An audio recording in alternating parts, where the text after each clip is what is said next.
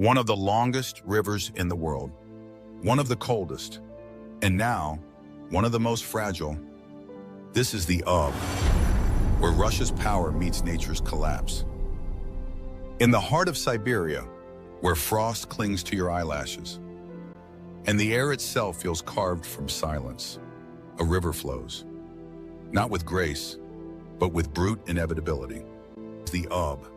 It stretches nearly 700 kilometers from the Altai Mountains to the Arctic Ocean, and if you count its main tributary, the Irtysh, it becomes the 7th longest river system on Earth. But the Ob is more than length. It is legacy, power, and paradox.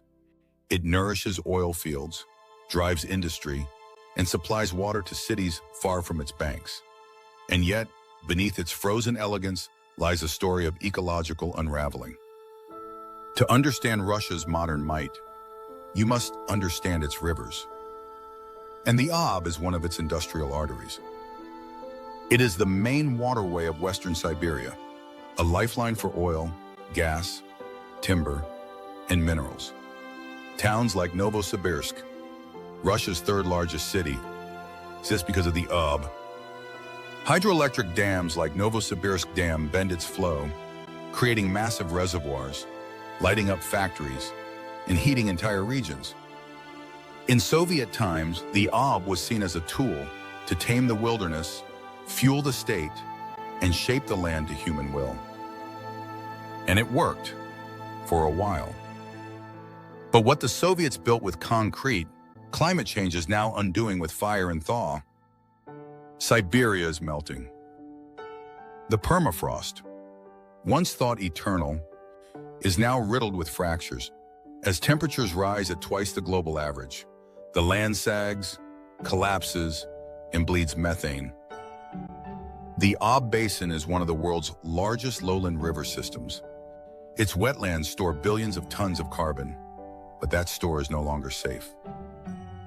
Each summer, the Ob carries not just meltwater, but carbon-rich sediment, rotting biomass, oil runoff, microplastics, and worse. Entire forest patches sink, villages tilt, pipelines buckle, and the Ob keeps flowing, but darker, hotter, heavier than before. This isn't just warming, it's unraveling. Russia's power flows with the Ob. The river basin houses some of the largest natural gas reserves in the world. The state-owned giant Gazprom drills deep into the Ob Basin, feeding Europe until recently, and now pivoting toward Asia. Pipelines crisscross the wetlands like veins, fragile, aging, and increasingly vulnerable. In 2020, a massive diesel spill in Norilsk, just northeast of the Ob Basin, turned rivers blood red and poisoned fish across hundreds of kilometers. It was blamed on thawing permafrost that ruptured fuel storage. And still, exploration expands. New drilling, new roads, new dreams. But the Ob is tired, and when rivers grow tired, they don't protest with words. They collapse in silence. In late autumn, I took a river ferry from Salikard, the only city in the world built on the Arctic Circle. The Ob here is wide, glacial, and indifferent.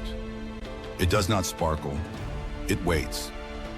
I spoke with a fisherman who'd worked the river for 40 years. He told me, the ice comes later now.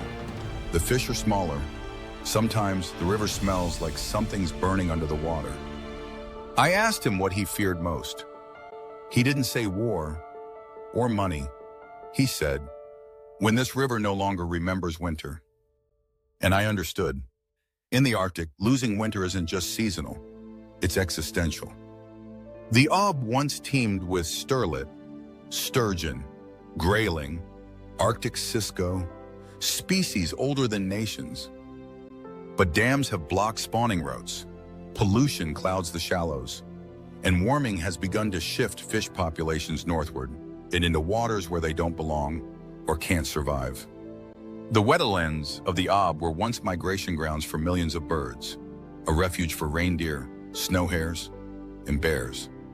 Now fires scar the landscape, invasive species creep in, and birds arrive only to find dry beds where water once sang. What makes the Ob tragic is not just its scale, but its forgetting. A river that long carried the wisdom of winters is now losing the language of ice. When most people think of environmental collapse, they imagine floods, hurricanes, typhoons. But the Ob offers something else, an invisible breakdown. Its collapse is not dramatic, we show is slow, bureaucratic, quiet. A mining permit here, a failed inspection there, a warmer season than expected. It is death by neglect, not explosion. And in that quiet erosion, we risk forgetting that collapse doesn't need spectacle, it only needs inaction. Still, some resist. Indigenous Nenets heritors still migrate across frozen rivers, though the ice thins year by year. Scientists at Tomsk and Novosibirsk monitor methane emissions, warning of tipping points no one wants to reach. In Surgut, activists protest oil spills and forest loss, even as they are labeled threats to national unity. And poets still write about the Ob, not in praise, but in plea. You do not freeze like you used to, one wrote. And so I ask, what warmth have we forced into your bones? The Ob is where Russian power meets natural fragility, where pipes hum under permafrost, and steam rises from the snow like ghosts of old ambitions. It's a place where collapse doesn't come with noise, but with thaw, silence, and retreat. And maybe, if we still believe in myth, we can write a new one, where rivers are not machines but memory, where collapse isn't the end, but the final warning we decide to heed. If this story moved you, share it. Let others know the Ob still flows, but not forever. Subscribe to Myths and Mysticism of Rivers for more forgotten rivers before they forget themselves.